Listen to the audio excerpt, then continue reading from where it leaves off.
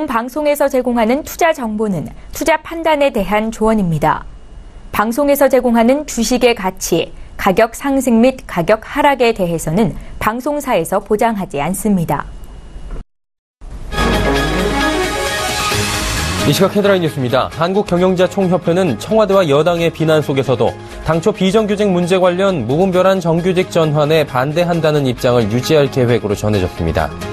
우리나라 비정규직 문제는 대중소기업의 임금 격차에 따른 것이며 아웃소싱을 통한 경영 효율화 측면에서 불가피한 부분이기 때문에 대기업 노사 모두의 일정한 희생이 필요하다는 것이 경총의 기본 입장인데 이에 청와대와 여권의 비난은 거셌습니다. 예상을 넘어선 새 정부의 반응에 경총 측에서는 당혹스러워하면서도 비정규직 관련 기본 입장에는 변화가 있을 수 없다는 점을 명확히 하고 있는 것으로 알려졌습니다. 중국의 사드 보복 여파로 지난달 우리나라와 중국을 오간 항공 여객수가 1년 전 같은 기간보다 47%나 급감했습니다. 국토교통부 자료를 보면 지난달 한중 항공 노선을 이용한 여객은 89만 7천여 명으로 비율로는 47%나 감소했고 지난 3월에 마이너스 22.5%보다 감소폭이 더 컸습니다. 국토부는 다만 일본과 동남아 노선 여객의 증가로 지난달 전체 국제선 여객 수는 1년 전 대비 2% 증가한 582만 명을 기록했다고 설명했습니다. 외국인 투자자가 아시아 시장 가운데 한국 증시에서 세 번째로 많은 규모로 순매수한 것으로 집계됐습니다. 한국거래소는 지난 1월부터 4개월간 외국인은 한국 증시에서 55억 9천여 달러, 우리 돈으로 6조 1천여억 원어치를 순매수했다고 밝혔습니다.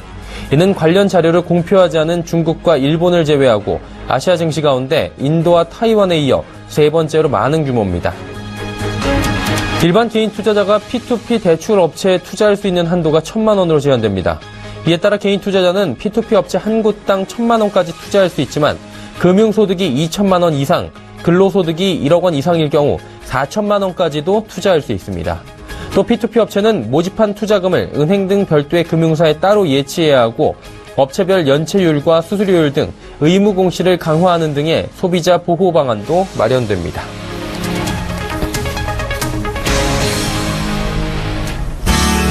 시청자 여러분 안녕하십니까. 오늘장 내일장 일부 서정덕입니다. 월요일장 지난주에 이어서 화끈한 장이 이어지고 있다라고 결론을 바로 낼 수 있을 것 같습니다.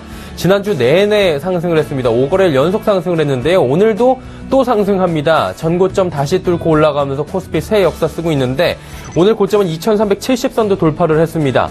이제 2400선까지 30포인트 남짓 남겨두고 있는 상황입니다. 생각보다 빠른 상승입니다. 그러다 보니 증권사들도 제각각 6월 전망들을 내놓고 있는 상황입니다.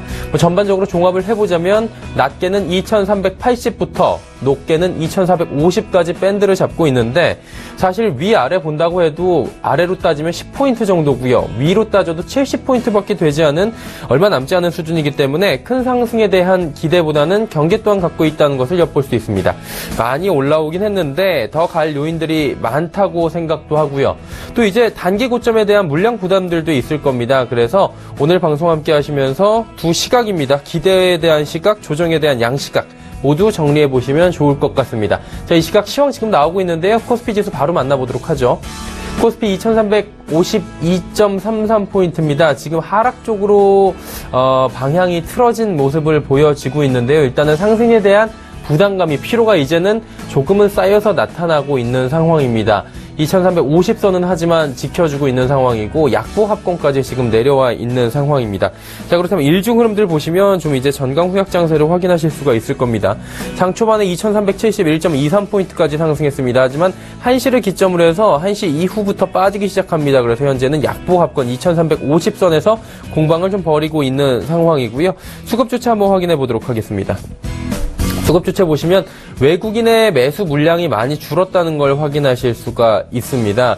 개인이 547억 원 사고요. 외국인이 13억 원 삽니다. 하지만 기관이 771억 원 지금 팔고 있는 상황인데 기관 같은 경우에는 금융투자가 오늘도 1144억 원, 연기금도 141억 원 사지만 투신이 820억 원 팔고 있다. 이 점을 좀 체크하셔야 될 것 같고요. 시가총액 상위 종목 만나보도록 하죠.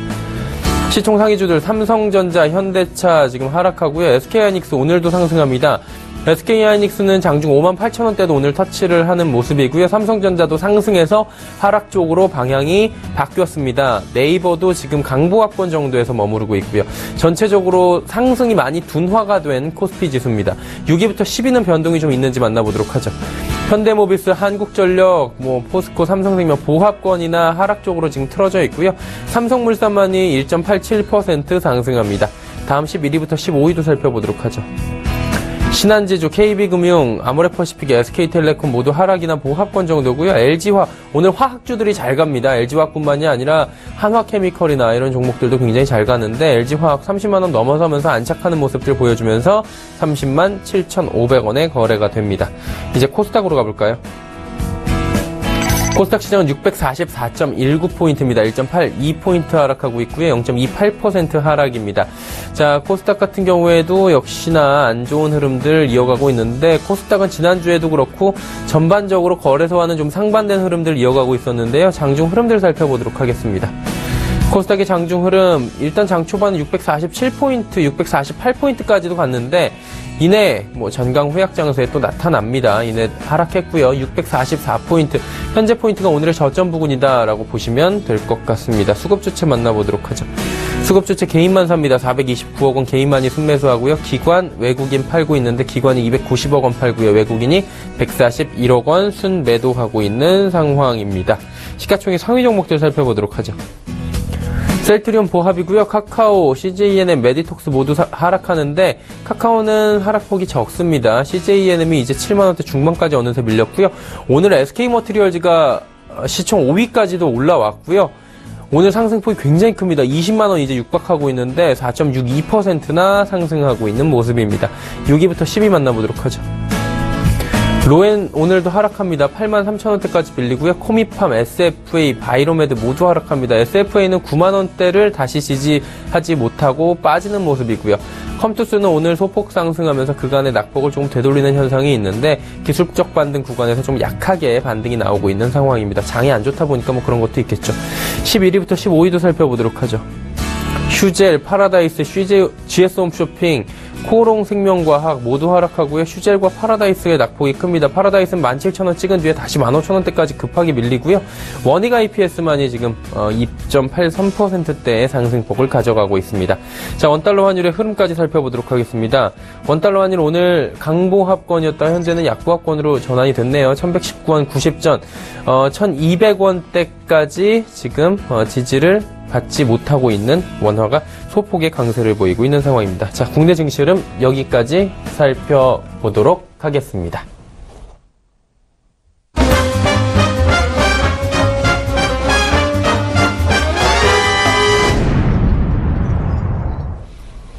자, 오늘 장 약간 롤러코스터 같은 느낌들 드실 텐데 오늘 장 이슈들 살펴보도록 하겠습니다. KTB 투자증권 리서치센터 매크로팀의 최현기 팀장입니다. 팀장 안녕하세요. 네, 안녕하세요. 오늘 국내 증시가 2370선까지 뚫고 올라갔다가 현재는 약보합권까지 내려온 상황입니다. 일단은 한계에 대한 이야기도 있고 더 갈 것이다. 근데 조금의 조정이 나올 것이다. 이런 측면들도 있는 것 같아요.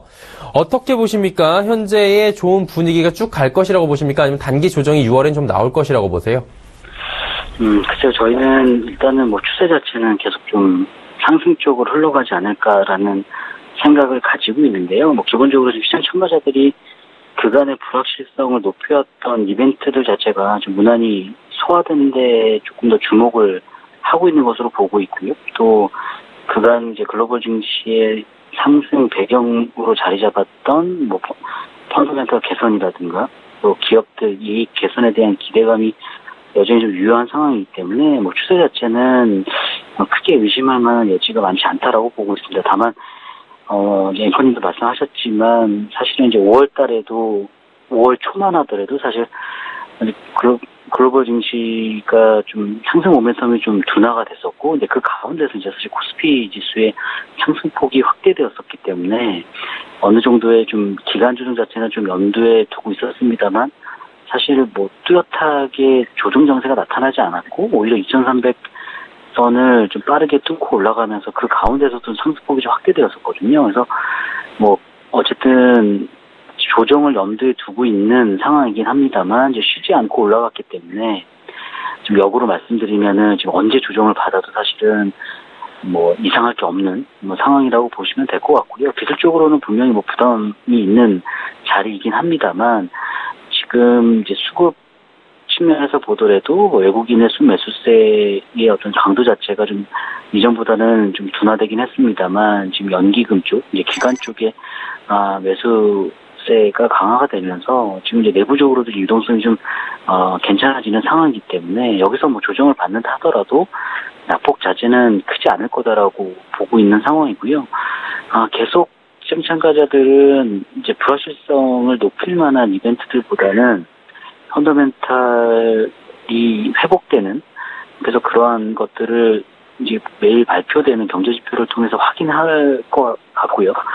6월 이제 FOMC 회의를 앞두고 있습니다만 지금 이미 6월 FOMC 회의에서의 금리 인상이 단행될 거라는 확률 자체가 90%이기 때문에 이미 지금 시장 가격 변수에 지금 녹아들었다라고 보고 있거든요. 그래서 특별하게 6월 달에 금리 인상을 하더라도 큰 충격은 좀 제한적이지 않을까라고 지금 보고 있고, 또 연준이 대차대조표 축소에 대한 논의가 어느 정도 진행될지 모르겠습니다만 이미 3월과 5월 그 회의 의사록을 통해서 논의가 어느 정도 진행되고 있다는 게 확인됐음에도 불구하고 미국채 금리의 상승폭도 제한적이고 또 지수의 조정도 거의 없었거든요. 그래서 그런 걸 보면 지금은 좀 어떤 이벤트에 의한 불확실성보다는 펀더멘털 회복, 뭐 어떤 이익 개선에 대한 기대감 이런 것들이 조금 더 크게 작용하는 국면이기 때문에 글쎄요, 조정은 염두를 해둬야 되는 상황이긴 합니다만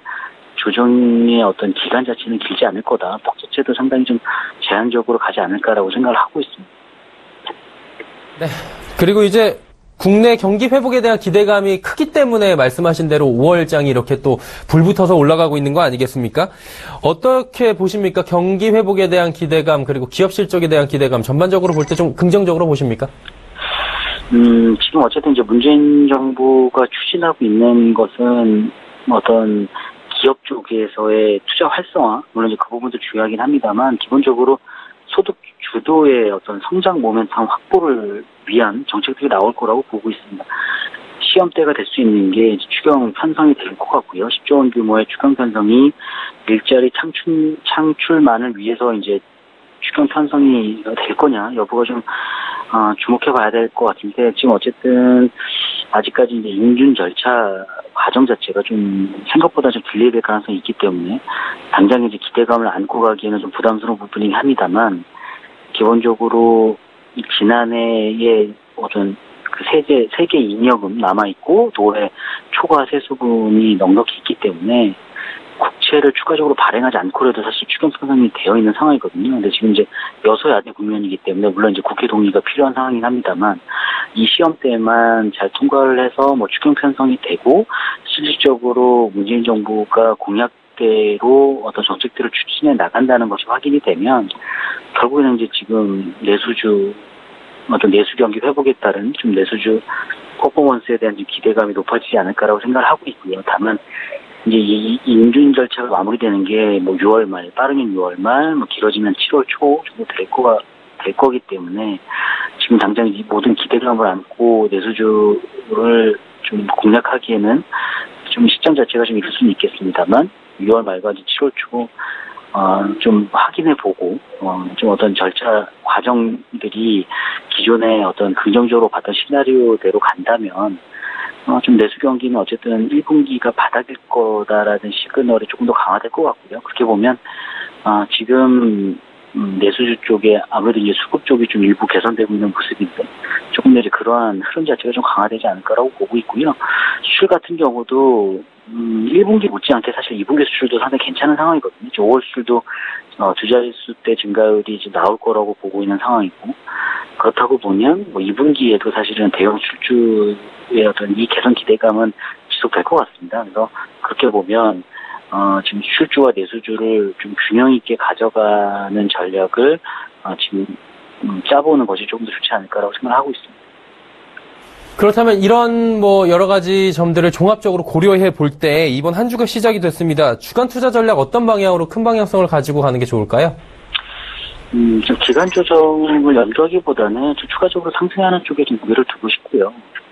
그리고 어쨌든 지금 물론 짧은 구간이긴 합니다만 계속 수남회가 나타나고 있거든요. 뭐 조선 업종이 한번 올랐다가 또 이제 건설 업종, 또 그다음에 지주사 이런 식으로 계속 진행되면서 계속 코스피의 좀 체력 자체는 계속 강화될 거라고 보고 있고요. 좀 원달러 환율의 흐름을 보더라도 외국인이 갑작스럽게 대규모로 순매도로 전환될 가능성이 좀 낮다라고 보고 있습니다. 그래서 외국인 매수와 좀 기관 매수가 강화되는 국면이라고 놓고 본다면 좀 실조와 앞서도 말씀드렸다시피 실조와 내수주를 좀 균형 있게 담아가는 것이 좋지 않을까라고 보고 있고요.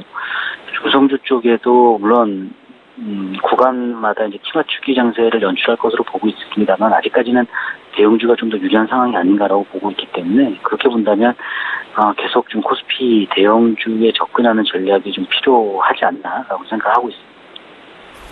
네, 아무래도 대형주 쪽으로 조금 더 관심을 갖는 것도 좋겠다라고 말씀해 주셨네요. KTB 투자증권 리서치센터 매크로팀의 최현기 팀장이었습니다. 감사합니다. 감사합니다. 이슈 칼럼 바로 이어갑니다.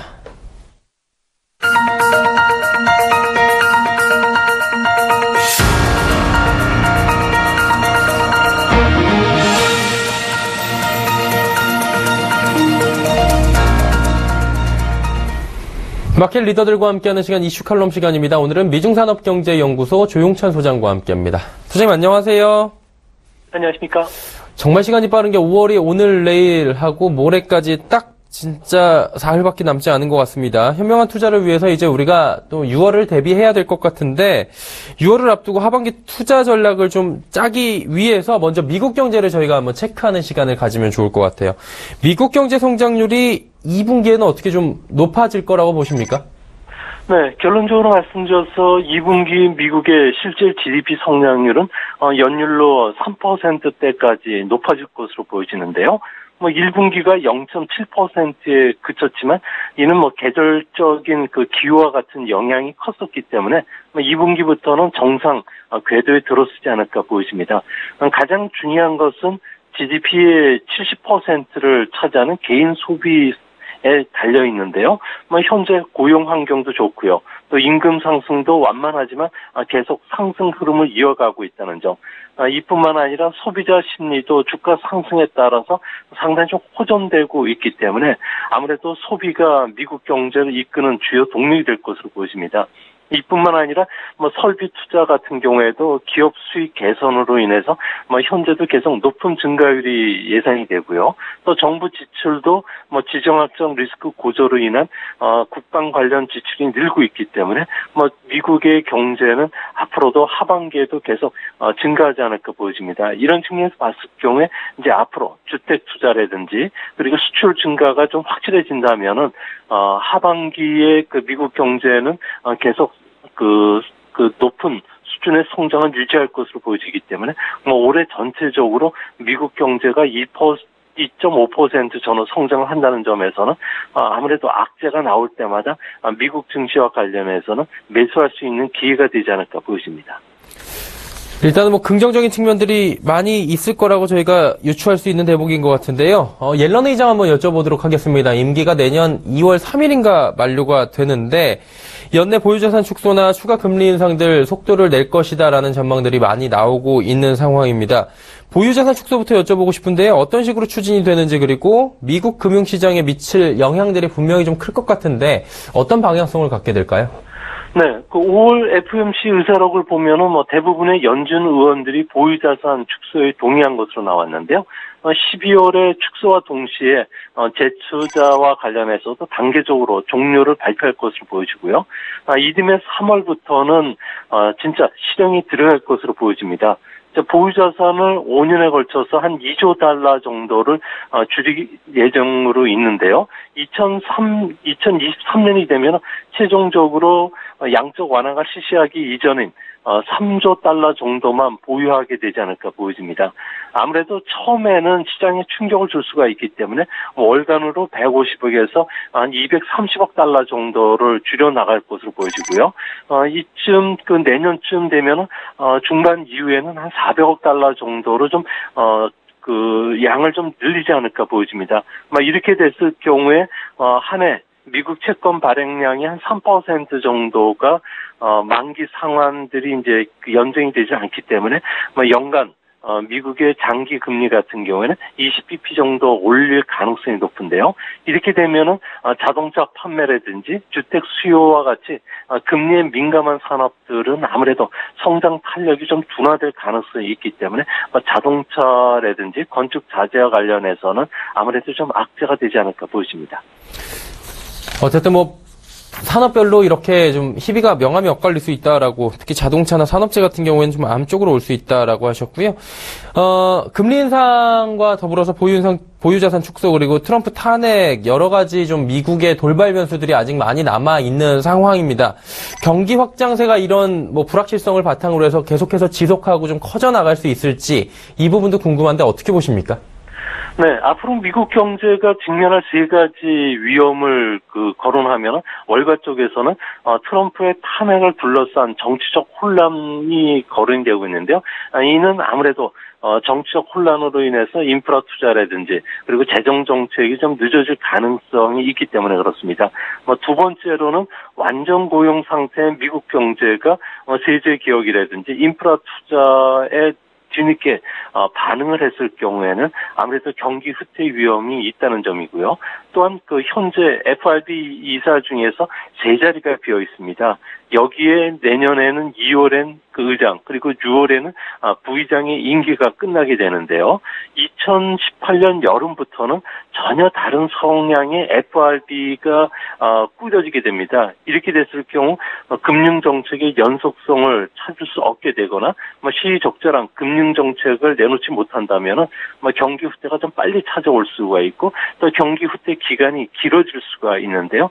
다행스러운 점은 과거 미국 경제를 보면 위기를 극복했던 저력이 상당히 강했습니다. 아무래도 그린스펀, 버냉키, 앨런 의장으로 이어지는 GBY 시대 같은 경우에는 아무래도 위기 전보다 빨리 극복하면서 더 안정화되는 모습을 보여줬는데요. 그만큼 장기간 제로금리라든지 대규모 자산 매입 그리고 오퍼레이션 트위스트와 같은 정교한 금융 정책이 이전보다는 더 사용하기도 쉽고 그리고 또 이 부분이 시장에 영향을 더 미쳤기 때문에 그런데요. 이런 저력이 있기 때문에 미국 증시는 아무래도 이런 악재가 터져 나왔을 경우에는 오히려 지금 매수할 수 있는 기회를 더 주지 않을까 보여집니다.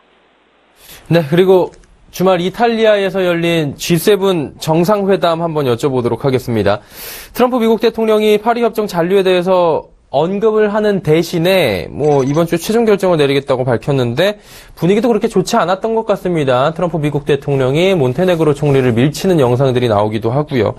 어쨌거나 이 미국이 파리 협정에서 이탈을 한다라고 가정을 할 경우에는 이 부분이 다른 나라에도 분명히 어떤 또 영향을 주고 변수가 될 것 같은데 어떻게 보십니까? 네, 트럼프 같은 경우에는 자신의 지지층이죠. 이른바 러스벨트의 경제를 떠받치고 있는 석탄이라든지 철강과 같은 중후장대한 산업의 경쟁력 회복을 계속 주장을 해왔기 때문에 앞으로 트럼프는 이번 주에 파리 협정을 이탈을 공식화시킬 것으로 보여지는데요. 다행히 미국 같은 경우에는 이탈을 하더라도 이미 석탄에서 천연가스로 에너지 절약을 착실하게 진행되고 있는데요. 이 때문에 연간 한 2.6% 정도 성장을 한다고 가정을 했을 경우에 2025년도에 이산화탄소 배출량은 66억 한 7천 톤 정도가 된다고 합니다. 2005년 대비 한 10% 정도 감소를 할 것으로 보여지는데요. 오바마 대통령이 목표로 했던 26에서 28% 감축보다는 못하지만 여전히 감축이 진행되고 있다는 점은 긍정적으로 평가되어야 되지 않을까 보여지고요. 또 미국이 이탈을 했을 경우에 개발도상국에 주기로 했던 지원금 출자 금액이 3조 원 정도가 더 늘어나기 때문에 다른 나라들의 부담이 좀 늘어날 것으로 보여지고요. 또한 미국의 온난화 대책 탈퇴라든지 보호주의적 색채가 강해진다면 우리나라 제조업체 중에서 에너지 절약기기라든지 태양광 발전 그리고 천연가스와 관련된 여러 가지 보일러 같은 경우에도 대미 수출이 좀 축소되는 이런 타격을 좀 일정 부분 받지 않을까 보여집니다. 자, 이제 미국에 이어서 중국 한번 여쭤보도록 하겠습니다. 중국 증시 보니까 오늘 단오절 휴장인 것 같은데요. 일단 중국 경제부터 크게 한번 여쭤보도록 하겠습니다. 하반기 중국 경제 어떻게 낙관적으로 보십니까? 네, 그 하반기 중국 경제 같은 경우에는 아무래도 1분기 6.9% 성장보다는 매분기 한 0.1%포인트 정도 떨어질 것으로 보여지는데요. 아무래도 악재 요인이라고 할 수 있는 것은 트로이카 산업인 그 승용차, 주택, 인프라 투자의 그 엔진 출력이 약화되고 있다는 점입니다. 아무래도 중국 정부가 과잉 채무에 대한 그 채무 압축에 지금 나서고 있기 때문에 긴축 정책이 성장률 둔화에 직접적인 요인이 될 것으로 보여지는데요. 이 때문에 올해 중국의 실질 성장률은 그 6.6% 전후, 그리고 내년에는 6.4% 전후까지 둔화되겠지만 올해 성장률 목표로 내걸었던 6.5% 전후 성장을 지켜준다는 점에서는 아무래도 경기 연착륙으로 봐야 될 것으로 보여지고요. 올해 하반기에 가장 그 주목해서 보셔야 될 중국의 위험은 그 주택 거품입니다. 주택 버블이 붕괴된다면은 산업뿐만 아니라 금융 시스템도 불안하게 할 수가 있기 때문에 중국의 부동산 시장과 관련된 가격이 이제 1, 2선 도시에서 만약 3선 도시까지 확대됐을 경우에는 아무래도 중국 경제뿐만 아니라 우리나라의 대중국 수출에도 영향을 끼칠 것으로 보여집니다. 그 주택 버블 붕괴 우려에 대한 이야기를 조금 전에 잠깐 언급해 주셨는데 투기 억제책이 발표가 됐는데도 불구하고 중국 집값이 계속해서 고공행진인데 이 거품이 안 잡히는 이유가 따로 있을까요? 네. 중국 같은 경우에는 2014년 11월 달부터 경기를 끌어올리기 위해서 기준금리를 6차례, 그러니까 총 1.5%포인트 내렸는데요. 하지만 현재 단기금리는 올리더라도 기준금리는 올리지를 않고 있기 때문에 주택과 관련된 대출 수요뿐만 아니라 전반적인 그 주택과 관련된 투기 수요들이 계속 늘어나고 있습니다. 하지만 가을철 그 당대를 앞두고 중국 정부가 구입 제한, 대출 제한, 가격 제한, 판매 제한이라는 4개 그 정책을 내놨고요. 또 시진핑 국가주석도 금융 위험 예방을 위해서 6개 지침을 하달했기 때문에 앞으로 주택과 관련된 버블이 잡혀지지 않는다면 3분기부터는 기준금리를 인상할 가능성이 높아집니다. 이렇게 되면은 아무래도 집값 하락에 따른 금융권의 부실한 문제들이 제기가 될 수가 있는데요. 하지만 중국 정부 입장에서는 전체 그 지방 정부 재원의 한 30-40%를 차지하는 부동산 경기가 위축이 됐을 경우, 특히 지난 그 1, 2차 지지선을 모두 깼을 경우에는 아무래도 적정한 부양책에 나설 가능성이 있다는 점에서 중국 부동산 시장은 일정 부분 거품만 덜어내는 형태의 조정이 찾아오지 않을까 보여집니다. 네, 알겠습니다. 오늘 말씀 잘 들었습니다. 예, 감사합니다. 미중산업경제연구소 조용창 소장과 함께 이야기해봤습니다.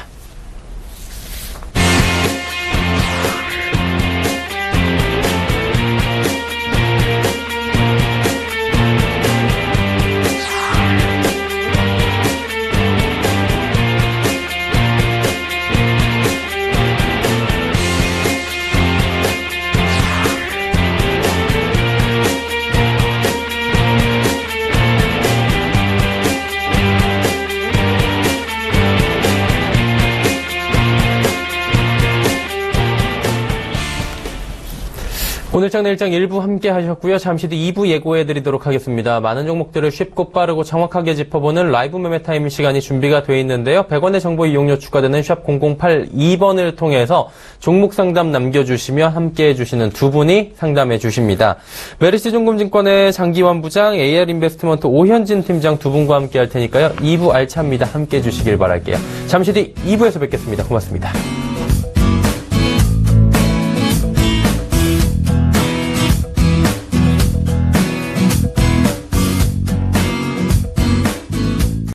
본 방송에서 제공하는 투자 정보는 투자 판단에 대한 조언입니다.